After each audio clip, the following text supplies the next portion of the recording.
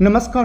केंद्रीय कर्मचारी, राज्य कर्मचारी और पेंशन भोगियों के आपके अपने भरोसेमंद YouTube channel government employees times के फ्रेश वीडियो में एक बार फिर से हार्दिक स्वागत है। देश भर के 52 लाख से ज़्यादा केंद्रीय कर्मचारी और 68 लाख से अधिक पेंशन भोगियों के लिए 5 धमाकेदार खबर निकल के सामने आ रही है, जिसमें हम बात करने वाले हैं केंद्रीय कर्मचारियों और पेंशन धारकों के लिए खुशखबरी। महंगाई भत्ते में होगी 3% की बढ़ोतरी। ऐलान की तारीखें हुई कन्फर्म। 2 महीनों का बकाया डीए एरियर मिलेगा। साथ ही 8वें वेतन आयोग को लेकर केंद्रीय कैबिनेट मंत्री ने दिया बड़ा बयान। जल्द गठित होगा 8वां वेतन आयोग। कर्मचारियों और पेंशनर्स की सैलरी और पेंशन में होगी जबरदस्त बढ़ोतरी। साथ ही पुरानी पेंशन बहाली सहित कार्मिक एवं प्रशासन विभाग और पेंशन विभाग से मिली 2 बड़ी सौगात। यदि जानकारी पसंद आए तो वीडियो को लाइक कीजिएगा। चैनल पे पहली बार आए हैं तो प्लीज़ चैनल को सब्सक्राइब कीजिएगा, क्योंकि आपसे जुड़े तमाम तरह के महत्वपूर्ण आदेश, वीडियो और इन्फॉर्मेशन हम यहाँ पर लाते रहते हैं। दोस्तों, आपसे हाथ जोड़कर निवेदन है, प्लीज़ वीडियो को लाइक किया करें। आपका एक लाइक हमें मोटिवेट करता है आपके लिए महत्वपूर्ण खबरें खोज लाने के लिए। तो प्लीज़ एक वीडियो को लाइक कर दें। लाइक करने का कोई पैसा नहीं लगता है। देश के 1 करोड़ से अधिक केंद्रीय कर्मचारियों और पेंशनधारकों के महंगाई भत्ते को लेकर एक बड़ी खुशखबरी सामने आई है। श्रम मंत्रालय द्वारा जारी किए गए all India consumer price index के जनवरी से जून 2024 तक के 6 माही आंकड़े सामने आए हैं।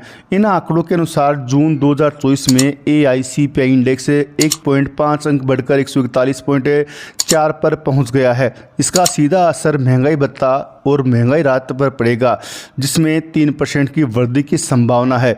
इस वृद्धि की औपचारिक घोषणा सितंबर 2024 में होने वाली है। कैबिनेट की बैठक में की जाएगी। नई दरें जुलाई 2024 से लागू होंगी, जिससे कर्मचारियों को जुलाई और अगस्त का एरियर भी मिलेगा। AICPI इंडेक्स के 6 माही आंकड़ों के आधार पर हर साल 2 बार जनवरी और जुलाई में केंद्रीय कर्मचारियों और पेंशनर्स के DA और DR की दरों में संशोधन किया जाता है। जनवरी 2024 में 4% की वृद्धि के बाद DA 46% से बढ़कर 50% हो गया था। अब जनवरी से जून 2024 तक के AICPI इंडेक्स के आंकड़ों के अनुसार DA में 3% की और वृद्धि की जाएगी, जिससे यह दर 53% हो जाएगी। इस वृद्धि के साथ ही कर्मचारियों को जुलाई और अगस्त 2024 के लिए 2 महीनों का एरियर भी मिलेगा। वर्तमान में केंद्रीय कर्मचारियों का महंगा भत्ता 50% है, जिसे अब 3% की वृद्धि के साथ 53 किया जाएगा। इस वृद्धि का सीधा असर कर्मचारियों की सैलरी पे पड़ेगा। उदाहरण के लिए, अगर किसी कर्मचारी का मूल वेतन 18,000 रुपये है तो 53% महंगाई भत्ते के हिसाब से उसे हर माह लगभग 540 रुपये का अतिरिक्त लाभ मिलेगा। इसी तरह अगर किसी कर्मचारी का बेसिक वेतन 52,000 रुपये है तो उसे हर माह 1560 रुपये का अतिरिक्त लाभ मिलेगा।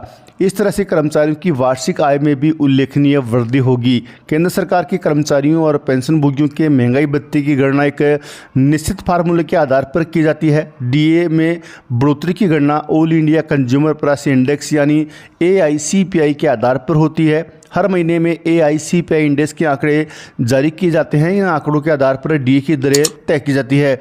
DA में की गई इस वृद्धि का केंद्रीय कर्मचारियों और पेंशनर के जीवन पर सीधा प्रभाव पड़ेगा। महंगाई के इस दौर में यह वृद्धि उनके दैनिक खर्चों को बेहतर ढंग से प्रबंधित करने में मदद करेगी।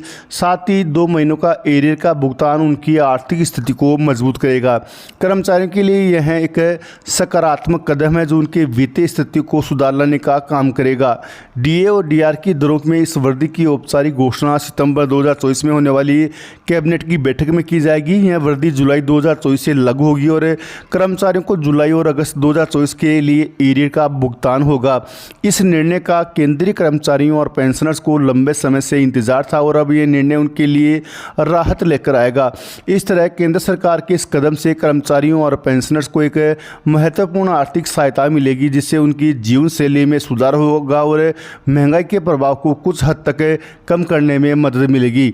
वहीं आपको जानकारी के लिए बता दें कि केंद्रीय कर्मचारियों के लिए अगली बड़ी खबर की बात कर ले तो कम्यूटेशन के लिए गजब की रिपोर्ट सामने आई है। पेंशन भोगी जानना चाहते हैं कि अगर उन्होंने कम्यूटेशन कराया है तो उनकी मृत्यु के बाद परिवार को जो पेंशन मिलेगी उसमें क्या उसमें भी कम्यूटेशन की कटौती होगी। इस पर वित्त मंत्रालय ने बताया कि पेंशनभोगी की मृत्यु होने के बाद पारिवारिक पेंशनभोगी की पेंशन से कम्यूटेशन कटौती नहीं की जाती है। पेंशनभोगी की मृत्यु के बाद कम्यूटेशन कटौती माफ की हो जाती है। परिवार को पूरी तरह से पेंशन का लाभ दिया जाता है। वहीं आपको जानकारी के लिए बता दें कि 8वें वेतन आयोग को लेकर भी बड़ी खबर निकल के सामने आ रही है। 8वें वेतन आयोग को लेकर सांसद श्री आनंद भदौरिया ने प्रधानमंत्री श्री नरेंद्र मोदी को एक लेटर लिखा है, जिसमें उन्होंने मांग की है कि 8वें वेतन आयोग की कमेटी का गठन तुरंत प्रभाव से किया जाए, ताकि 1 जनवरी 2026 से इसका फायदा कर्मचारियों और पेंशनभोगियों को मिलना शुरू हो जाए। इसमें देरी होने से कर्मचारियों की मानसिक स्थिति पर प्रभाव पड़ेगा, जिससे उनके काम में गलतियां देखने को मिल सकती है। इसके लिए तुरंत प्रभाव से 8वें वेतन आयोग की कमेटी का गठन किया जाए। हालांकि वित्त सचिव ने बताया कि 8वें वेतन आयोग का गठन जल्द किया जाएगा। लंबे समय से केंद्रीय कर्मचारी 8वें वेतन आयोग के गठन की डिमांड कर रहे हैं और इस डिमांड को लेकर केंद्रीय कर्मचारी संगठन सरकार के प्रतिनिधियों से कई दौर की वार्ता भी कर चुके हैं। लेकिन पिछली बार संसद में जब एक सदस्य ने 8वें वेतन आयोग के गठन का सवाल उठाया तो सरकार द्वारा इनकार कर दिया गया था। सरकार द्वारा संसद में ये जवाब दिया गया था कि अभी 8वें वेतन आयोग का गठन करने का कोई विचार नहीं है। लेकिन वित्त सचिव के बयान के बाद केंद्रीय कर्मचारियों और पेंशनर्स में एक बार फिर से आशा जगी है। वित्त सचिव के द्वारा बयान दिया गया था कि केंद्र सरकार 8वें वेतन आयोग पर होमवर्क कर रही है और जल्द 8वें वेतन आयोग को लेकर एक बड़ी खुशखबरी कर्मचारियों और पेंशनर्स को दे सकती है। यदि सरकार 8वें वेतन आयोग का गठन करती है तो देश भर के 52 लाख से ज़्यादा केंद्रीय कर्मचारियों के साथ 68 लाख से अधिक पेंशनभोगियों की सैलरी और पेंशन में उल्लेखनीय वृद्धि देखने को मिलेगी। वहीं आपको जानकारी के लिए बता दें कि केंद्रीय कर्मचारियों के लिए एक और बड़ी अपडेट निकल के सामने आ रही है। वो अपडेट है उनके न्यूनतम वेतन और फिटमेंट फैक्टर को लेकर। तो आपको जानकारी के लिए बता दें कि केंद्रीय कर्मचारियों का न्यूनतम वेतन और फिटमेंट फैक्टर पर भी केंद्र सरकार के द्वारा जल्द बड़ा ऐलान किया जा सकता है। लंबे समय से केंद्रीय कर्मचारी अपने न्यूनतम वेतन फिटमेंट फैक्टर में बढ़ोतरी की डिमांड कर रहे थे।